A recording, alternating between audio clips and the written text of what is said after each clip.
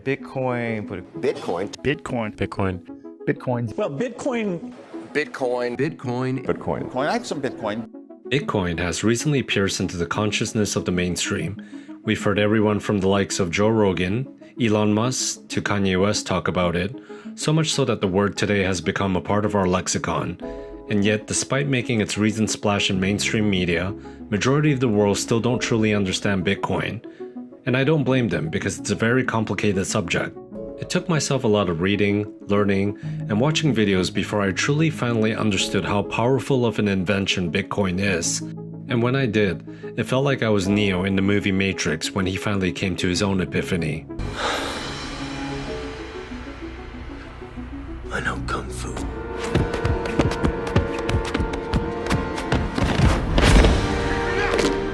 It was an out-of-body experience, just because I finally understood how revolutionary and transformational Bitcoin is going to truly be.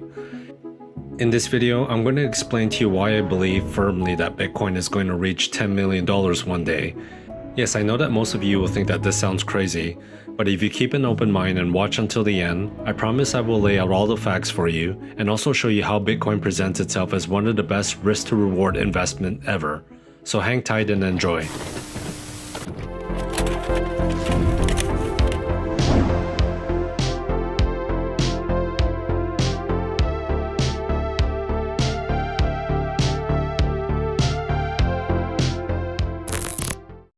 If you are relatively new to the space and find it really hard to gauge where Bitcoin's future lies, I totally get you because I was once there too. For the most part, even the mainstream media still does not fully grasp the transformational change that Bitcoin is going to usher in. You see, we are still very early into this Bitcoin and blockchain story. Just think of it this way, to fully understand Bitcoin, one must not know only concepts of economy, history, finance, politics, but they also have to be pretty tech savvy. So let's start with the history of money.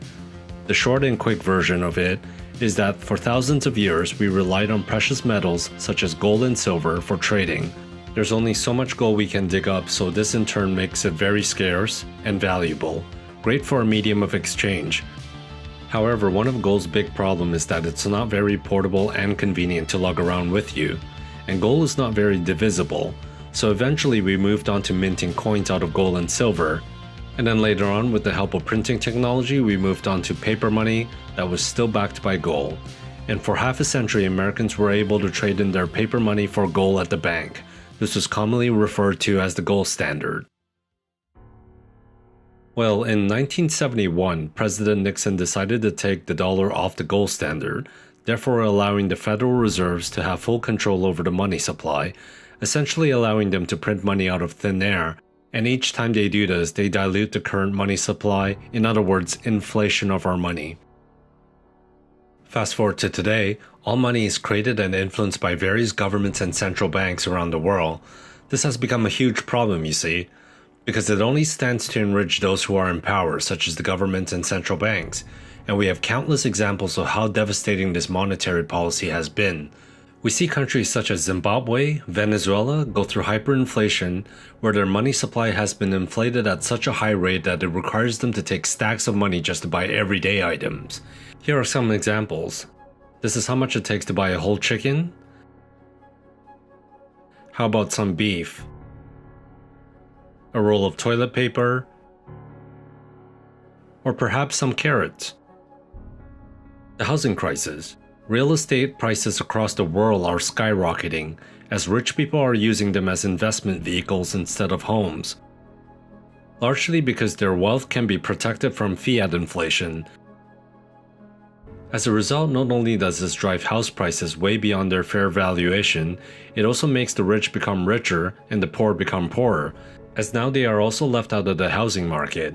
Take a look at this website, hilariously entitled Crack Shack or Mansion. Based on how ridiculous the house prices have become in Vancouver, Canada, upwards of almost $2 million for what most would call a regular house in North America. This housing trend was largely responsible for the famous 2008 financial crash with the subprime mortgages. And what did the governments do then? They bailed out the big bankers who were largely responsible for the crash in the first place. And once again, the feds printed out more money, diluted the money supply to help out their banker friends. The crash caused many people to lose their houses, massive layoffs from their jobs, and families torn apart. It's estimated that the average American household lost a third of its net worth during the recession from the 2008 financial crash, and has since contributed to the further rising inequality gap throughout the world. Fast forward to today, take a look at the real-time national debt counter. America is at a historic all-time high debt of $23 trillion. And the global debt is sitting at $247 trillion. And renowned economists around the world are once again predicting another crash that is going to happen within the next 2 to 5 year window. At this point, it goes without saying that the monetary policy that Nixon did by taking us off the gold standard is completely flawed, as the money supply is now controlled by governments and central banks, and is showing more and more cracks day by day. Here's where Bitcoin comes into the picture and why it matters. It rose from the ashes of the 2008 financial crisis by an anonymous person or a group of individuals by the name of Satoshi Nakamoto. Poetic in the way that it has surfaced, the Bitcoin white paper revealed to us a different way of governance. A new decentralized system has evolved from the concept of the peer-to-peer decentralized BitTorrent network to something that we now refer to as the blockchain. The Bitcoin blockchain is a growing list of records called blocks, which are chained together using mathematics, code, and cryptography. It is open source, transparent, maintains a global record of an open ledger for everyone to see. A Bitcoin is divisible to 8 decimal places, making it infinitely scalable. There will only be 21 million Bitcoins ever minted. Therefore, for the first time in human history, something that is truly scarce that can be used as a global currency and a store of value. The network is decentralized by people around the world who run a Bitcoin full node, and it can be colluded. Therefore, we also know its monetary policy ahead of time. The network is guarded by what we call miners. Like counterpart to the traditional gold miners, they too are run by different individuals or groups around the world. They are rewarded with Bitcoins by dedicating their computer power, which in turn protects the network from hackers. In fact, the network is so secure that its estimated combined computer power used to mine Bitcoin is equivalent to the top 500 supercomputers around the world. It is virtually impossible to hack and has a 10-year ongoing track record to prove it, which is a great achievement to say the least, as it stands to be the biggest online honeypot for hackers and thieves. So hopefully now you understand a little of what makes Bitcoin so important. It is quite a lot to take in at first, which is why I firmly believe that we are barely into the first inning of this revolution. At this point of Bitcoin's existence, it is mostly misunderstood and highly underrated. In my opinion, Bitcoin is at the stage where the internet was in the early 1990s. Remember the rudimentary sounds your modem would make every time you wanted to connect to the internet? Needless to say, the internet had a lot of hurdles back then. Just like how Bitcoin is today, a lot of people used to underestimate how much the internet would develop. Fast forward to today, roughly 30 years later, we have companies like Google, Amazon, Apple, YouTube, Twitter, Facebook, Instagram, Uber, and all because of the internet. It surpassed all of our wildest expectations. We do our shopping online, book vacations, find out reviews for restaurants we want to go to, hotels, search for romantic partners. Basically, the internet is ubiquitous with our daily lives today. We are still in the early days for Bitcoin, as most people are still going to take time to learn and discover just how important this technology is going to be for humanity. This is why we hear so many misconceptions such as, Bitcoin is too slow, it can't scale enough to support a global economy. It uses too much energy. It's only used by criminals. It's the MySpace of cryptos. This is a process like the internet was in the heydays. It's going to take a little bit of time for the mainstream to figure out. However, because of how interconnected we are today and how much easier information flows through technology, social media, and just the internet in general, Bitcoin and cryptocurrencies will mature much quicker than the internet did. The differences between the internet and the World Wide Web. The differences between commercial online services such as the Microsoft Network, Prodigy, or America Online, and the internet. How to get connected to the web. how to use something called a web browser to navigate the web, what a web page is, and how to search, locate, and download all types of files, from information files to video and audio files. What is internet anyway? Internet is that massive computer network, the one that's becoming really big now. What do you mean? That's big. How does one? What do you write to it like mail? No, a lot of people use it and communicate. I guess they can communicate with NBC writers and producers. Allison, can you explain what internet is? Cryptocurrency is a let's see, how do I do this? Because if you can't describe it, I know, we're I'm sunk. trying to think about the Bitcoin, but they question it because what is it based on? It's sort of a, One of the joys was kind of watching Anderson trying to wrap his mind around this thing. There's no actual coin. that is true. That is something that trips I people know up. this is a dumb question, but No, I can't no. get past that. It took me a little while too. I'm so antiquated, I can't imagine things that do not have a physical component. It's really abstract for a lot of Don't people. patronize me. Horse and buggy, in the early days of the earliest automobiles, people who were buying some of the early cars were being asked, why do you need the car? The horse and buggy work just fine. And those early cars were really slow. But people who wanted to have cars needed infrastructure like roads and services like gas stations in order for cars to truly take off. The same thing happened, and we know how that ended. And the same thing happened with the internet in 1995. You used to see this old school computer. Imagine, or 1994, 1995, imagine if on that day I would have told you, hey, fast forward, you're gonna have a small device in your pocket, you'll be able to download a 2-hour movie, watch it on demand, shop for groceries, interact for free with all of your friends and family, call them for free on Skype, find an apartment anywhere in the world, summon a ride on demand. You would have told me I was crazy, rightfully so, because you would have pointed out, my modem can't stay connected long enough to get out a single email. The same is true of crypto.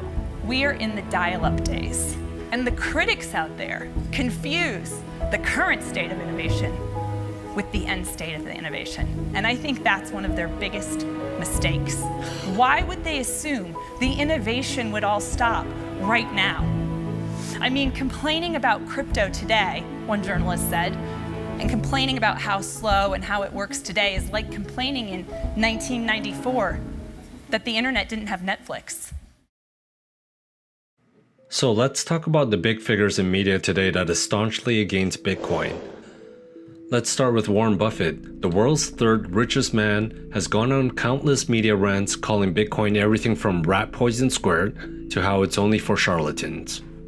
About 5 years ago, we asked Charlie Munger, we were sitting right there, what he thought of Bitcoin, and he said, rat poison. Back then it was about $100+ per Bitcoin. Today it's 9,000. Is it still rat poison? Well, probably rat poison squared. Upon a quick Google search, we find out that Warren Buffett's company, Berkshire Hathaway, has over 40% of their portfolio in legacy financial banks. Not to mention, he's also overlooked Google, Microsoft, Apple, and Tesla in the past. Next on the list, Congressman Brad Sherman. He's attempted to call for a bill to ban all cryptocurrencies, including Bitcoin. Considering how much Wall Street and Silicon Valley has invested into this industry, his attempt is naive at best. I look for colleagues to join with me in introducing a bill to outlaw cryptocurrency purchases by Americans so that we nip this in the bud. A further look into Mr. Sherman's background, we quickly find out that his largest campaign donors come from, you guessed it, big banks. Finally, the infamous CEO of JP Morgan, Jamie Dimon, who's had constantly gone out of his way to trash Bitcoin, calling it a fraud to a vehicle for criminals. I could care less about Bitcoin. I don't know why I said anything about it. If you're a criminal, great product. I mean that. One of the more obvious ones, Jamie Dimon is the CEO of the biggest of the big four banks and formerly a board of director of the Federal Reserve Bank. What we can learn from this is that these guys from the old financial world stands to have a lot to lose as Bitcoin continuously creeps into the mainstream, Remember, these guys are not dumb, they are masters of public relations.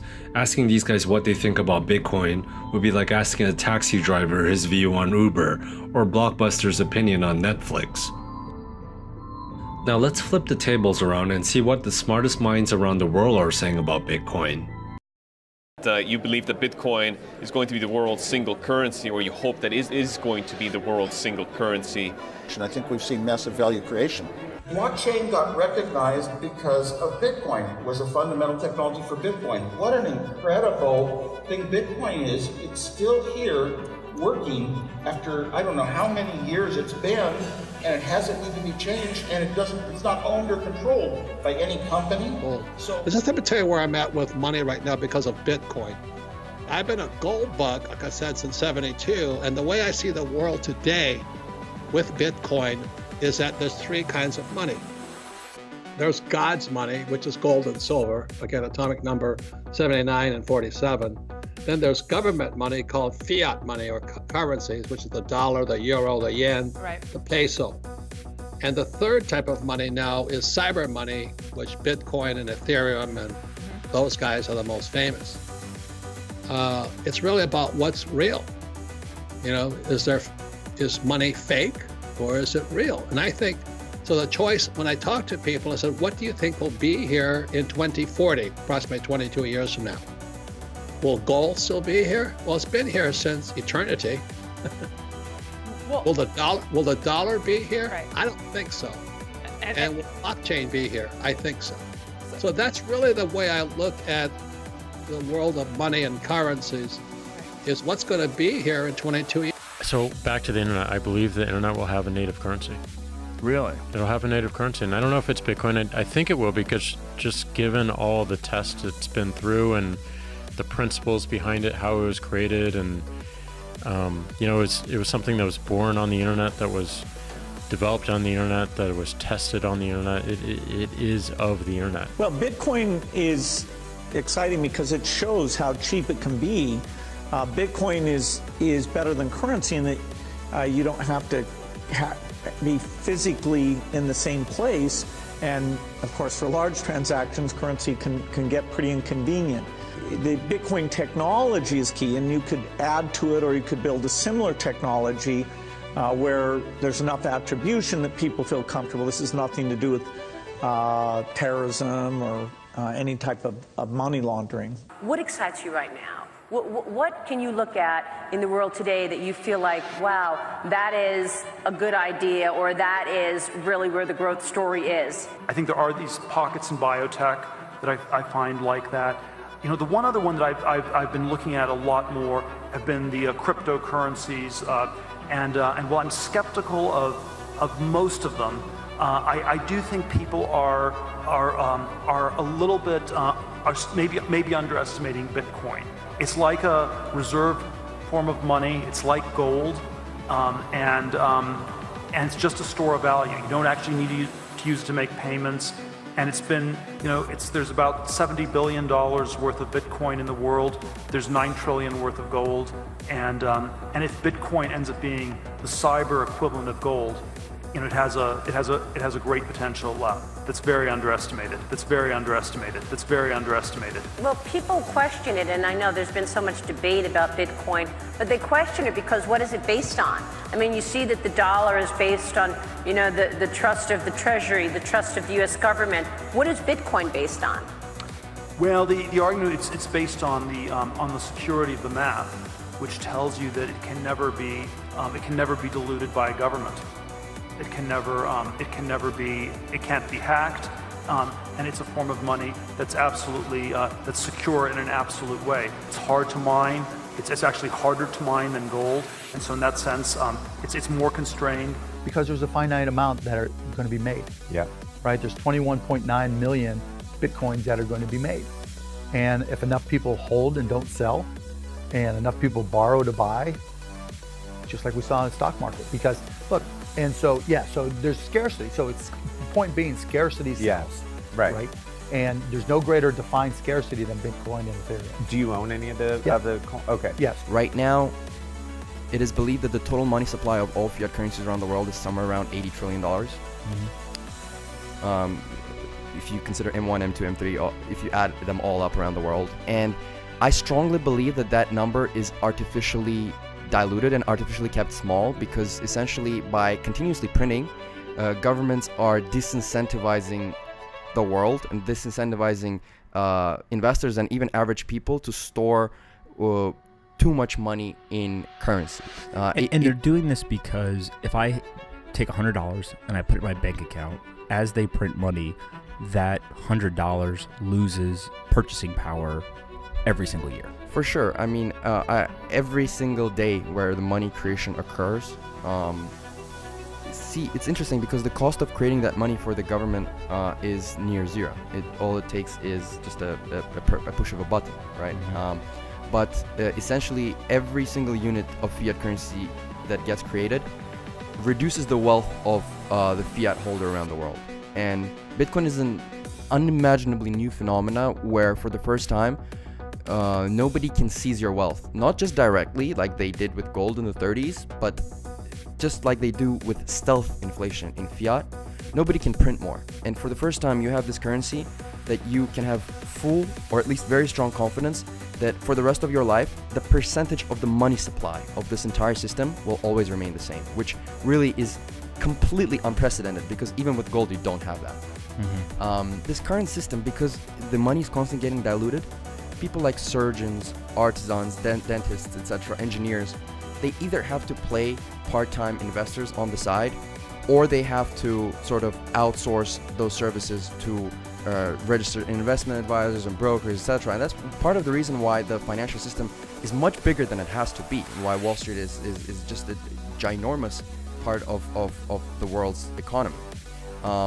If we had something like gold, or better yet Bitcoin, then you could save your wealth and it would actually gain a little bit of purchasing power every year without having to sort of have this anxiety-riddled wave of activities that you need to do. And it's actually quite crazy how in today, I'm not even talking about the second or third world where this isn't even an option, even in the first developed civilized Western world, you have to create a diversified portfolio of equities, bonds, small caps, munis, commodities, FX, derivatives sometimes, etc., just to preserve your wealth. When all is said and done, Bitcoin will be the second or the third single biggest asset class, the single biggest asset in the world. Maybe real estate. Here's the way I look at it. There is about $100 trillion worth of fiat currency out there. Okay. Fiat currency is poor currency. It's tied to political whims. It's tied to political parties. Bureaucrats control it. It's not really that good for you. And all of the new, best, brightest engineers are working on cryptocurrencies. And so my belief is that over some period of time, and I don't want to go into it in too great of depth, but over some period of time, the cryptocurrencies will eclipse the fiat currencies. So we're looking at about 1,000 times on what we've got now. So let's talk about some of the catalysts that's really going to drive Bitcoin to the millions and eventually to the end game of $10 million per Bitcoin. First and foremost, the global debt right now is sitting at $247 trillion. This is obviously unsustainable, and as governments and central banks continually to enrich themselves and devalue the purchasing power for everyone else, people will start to learn about the monetary system, especially in today's age where information is widely available. Second, as more and more corrupt governments around the world start to steal wealth from their citizens through the printing of money, countries like Turkey, Argentina, Zimbabwe, and most recently and probably still in everyone's mind, Venezuela, we are starting to see their citizens adopt Bitcoin at an alarming rate, even if it means going against a ban that their countries have made against Bitcoin. Due to how widespread technology is now, people are using their smartphones to trade and even setting up computers to mine Bitcoin. Third, Wall Street and the big institutions. In the last 2 to 3 years, we have started to see some of the biggest, most powerful financial giants in America setting up on-ramps for the future of Bitcoin. Fidelity, one of the largest asset managers in the world with approximately $7 trillion in total customer assets, have announced that they are starting a crypto exchange and that they are actively already mining Bitcoin and Ethereum. TD Ameritrade, with an astonishing 11.5 million client accounts and assets over $1.3 trillion, have just launched a cryptocurrency trading platform. The Canadian Pension Plan Board, with over $328 billion in assets, are looking into Bitcoin and other cryptocurrencies. The Yale Endowment, David Swensen, perhaps one of the most revered and respected trend-setting investor in the world, has recently declared their first $400 million fund into Bitcoin and cryptocurrencies. The New York Stock Exchange, the world's largest exchange with a market cap of $30 trillion, has announced that they will soon launch their backed Bitcoin cryptocurrency exchange. Keep in mind that these are some of the biggest financial players in the world who have only recently started to declare that they are building the on-ramp for Bitcoin and cryptocurrencies. Fourth, the big businesses. They are starting to make their moves too. Facebook is launching their own cryptocurrency that is set to come out in 2020. Furthermore, Mark Zuckerberg has held talk with his longtime rivals, the Winklevoss twins. This is all in an effort to help push forth their new Facebook crypto. Could this be another repeat in history? Remember when longtime rivals Steve Jobs and Bill Gates finally put aside their differences and came together to help each other achieve mass adoption with Windows and Apple? Most people underestimate this move, but one just has to remember how Facebook is the world's social network and has a reach beyond most people's imagination, introducing their billions of users throughout their ecosystem of Facebook, Instagram, WhatsApp, and Oculus is going to be absolutely huge. Samsung, the world's second biggest smartphone manufacturer, has released a Bitcoin and crypto wallet native to their flagship smartphone line. And in a few years, it is my strong belief that every phone will come equipped with a Bitcoin wallet. And then we have companies who are starting to accept Bitcoin as payment, especially beneficial for them as an alternative to the high fees that credit card companies like Visa and MasterCard shave off each transaction. For example, here are some of the big names. They include Microsoft, Starbucks, Whole Foods, KFC, Shopify, Wikipedia, and this list is going to expand year by year until every business will eventually start offering payments in Bitcoin and other cryptos to avoid the third-party rent seekers such as Visa, MasterCard, PayPal, who take a cut out of every transaction that's no longer required. Finally, perhaps the biggest catalyst of all is demographics. As the baby boomer generations are starting to get into their retirement stage and dropping out of the workforce, millennials are starting to rise up. Within the next 10 years or so, they are coming to the stage of their lives where they are building up their career and earning money, and saving up for a house, a vacation, their kids' college fund, or a retirement. This is the generation that grew up in the digital era, playing video games such as Super Mario, World of Warcraft, League of Legends, Fortnite, and what have you. And the idea of a digital currency like Bitcoin is second nature to them. In addition, millennials also happens to be the generation that witnessed the impact that the 2008 financial crisis had on their parents and the rest of the world, and are all too well familiar with the growing fiat hyperinflation that's happening around them. So naturally, they grew up with a healthy distrust of governments and banks. And this demographic is maturing to becoming the biggest generation with wealth. So put that into perspective. I've been doing research, and I've worked at various firms. I started off at Kidder Peabody, then Solomon Brothers, then JP Morgan. Blockchain is a millennial story. And I'll explain why I think that if millennials adopt this the way we think they are, this is not the internet bubble. This is a lot more like emerging markets becoming an asset class. I think that's really the appropriate analog. This is very largely a millennial phenomenon. So we have to keep in mind that the generation that is going to drive this asset as an asset class isn't really us and the people in the audience. It's really going to be our kids or those who are millennials today. Well, what are millennials going to be doing in the next 30 years? Okay, something you can see a mile away. I have a population tree here, and I've lined up each of the generations. The millennials are now just entering two critical periods, the home buying years and their investing years. So let's think about housing.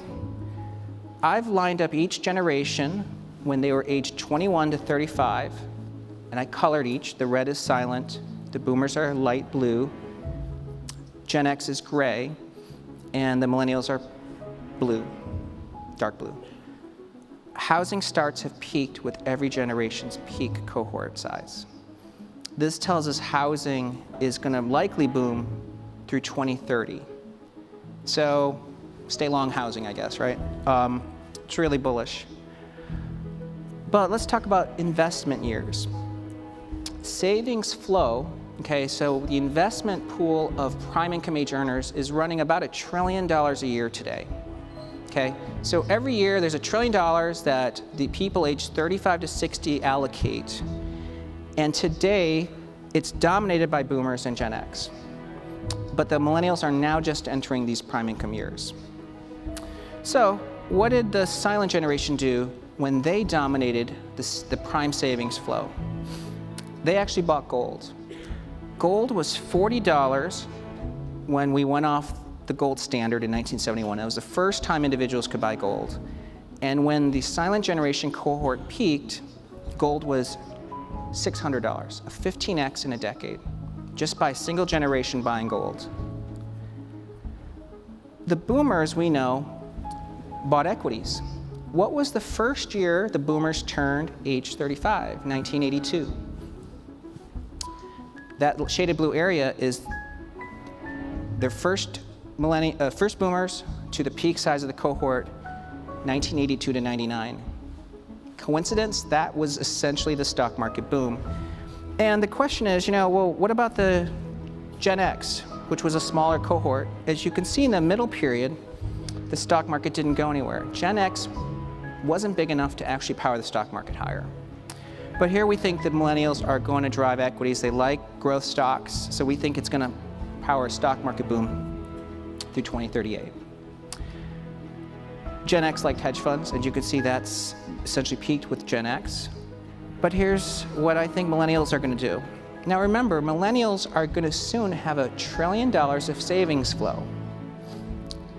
Bitcoin's rise in 2016 coincides with the first millennials entering their prime savings years. Today, crypto, for every $1 billion that goes into crypto, it's turning into roughly $25 billion of price appreciation. If millennials put 10% of their savings flow, $100 billion, into crypto, that's a $2.5 trillion rise per year. And crypto is roughly a $500 trillion market cap.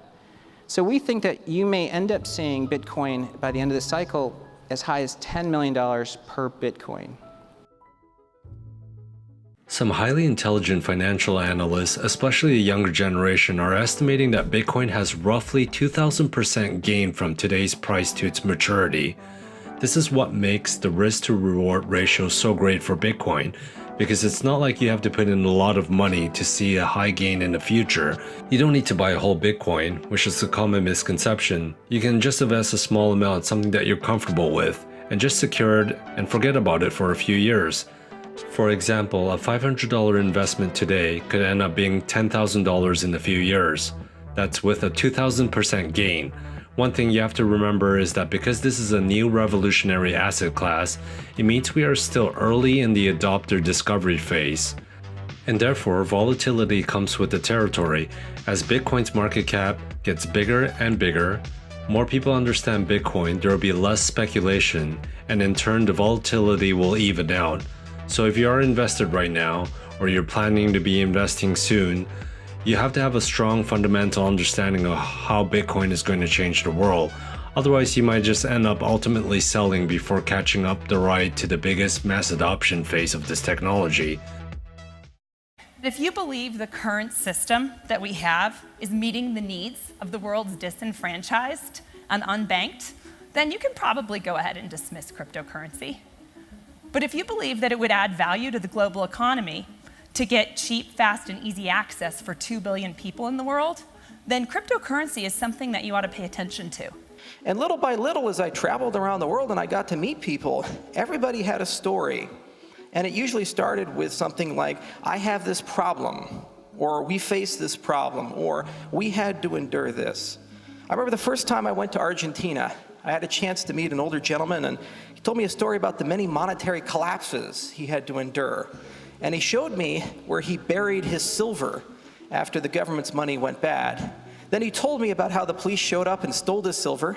So then he went to his backyard and showed me where he buried his other silver, because the first was a decoy cache.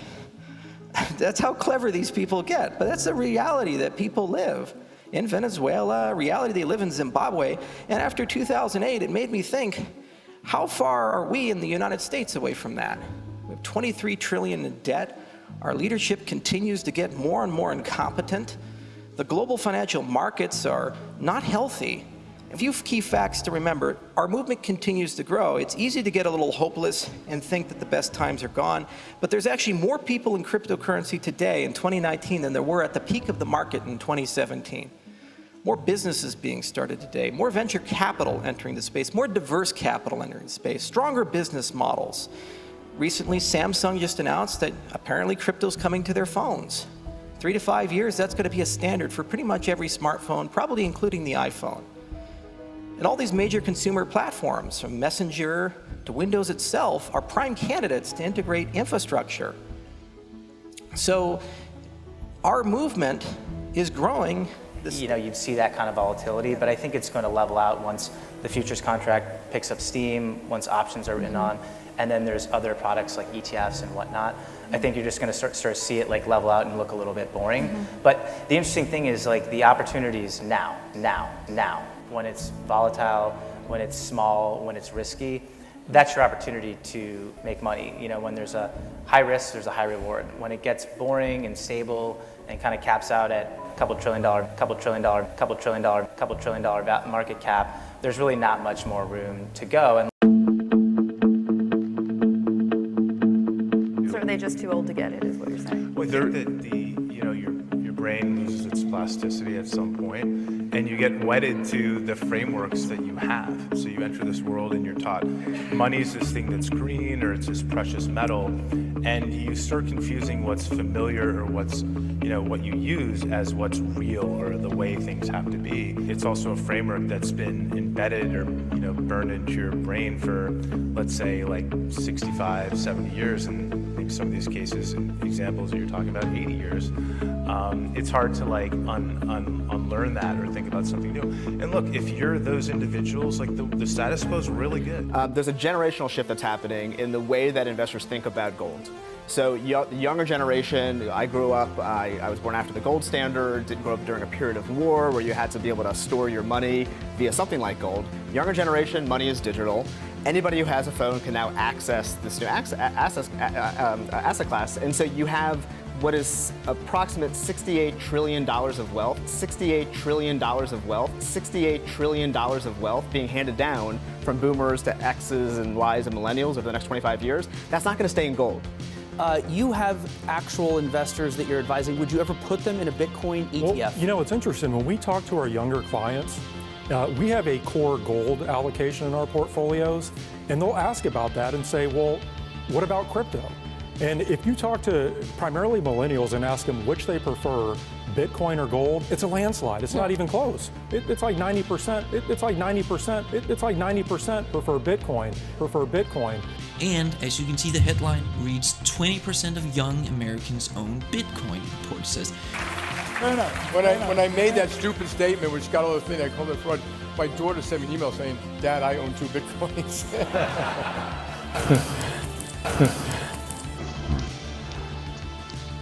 Do you know who Satoshi Nakamoto is? I know this one. So it was the anonymous person that made Bitcoin. It's kind of like a futuristic item, you know what I mean?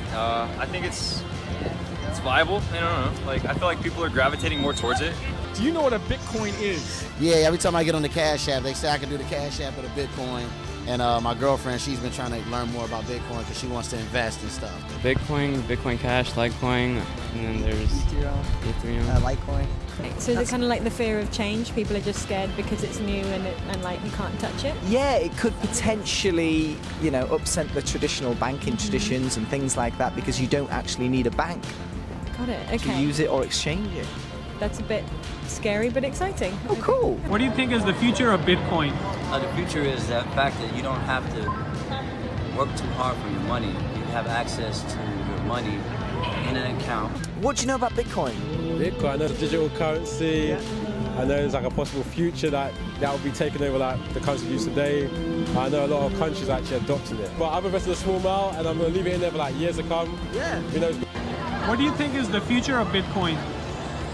There's not going to be any more cash. It's going to be all about Bitcoin. You think Bitcoin's going to take over? Yeah. Oh, yeah, I agree with you. Thank you. I think it's on the way. It's on the come up. I mean, it's kind of low key right now. Not a bunch of people know about it, but I think it's on the way up to be one of the bigger apps of the world. Like it's on the way up. This college? No, I'm a senior in high school. They're talking about Bitcoin in high school, and is this right? Yeah, my economics class. And what school do you go to? I go to Parkview High School. Parkview High School? Yeah. This is good. This is props for Parkview High School. In the next 10 years, it's going to be huge. It's going to blow up everywhere, Do you think you'll be able to spend Bitcoin at Starbucks one day? Yeah, I think so. Really? Yeah. It's the future. Then you come up with a number of about $2 to $5 million per Bitcoin. We just wrote a piece that we believe that Bitcoin is going to go to 10 million. $10 million per Bitcoin price in today's terms without even counting the sort of the inevitable hyperinflation of fiat currencies. And so this is my reasoning. So you think that a single Bitcoin will be worth $10 million? In today's money. Mm-hmm. Yes, I do. Going to the next stage, which will be the solution to the world debt problem.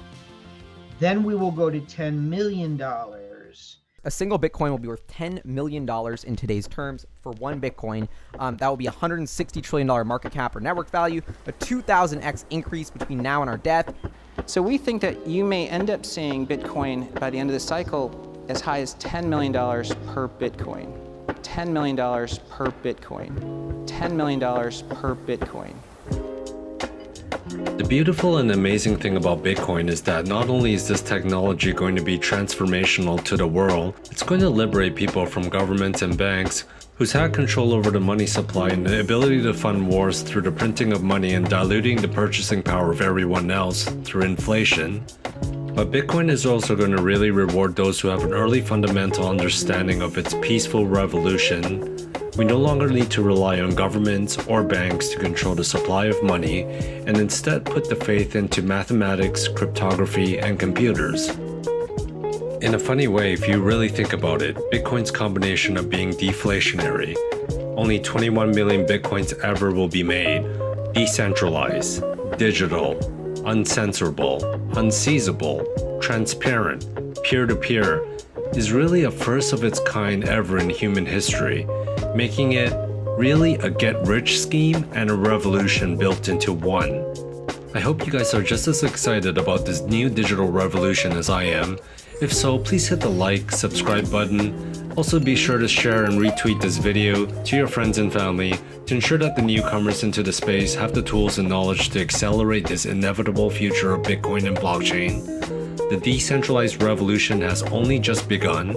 We are all stakeholders in this ecosystem. I love you all, and I hope you have a wonderful day. Peace.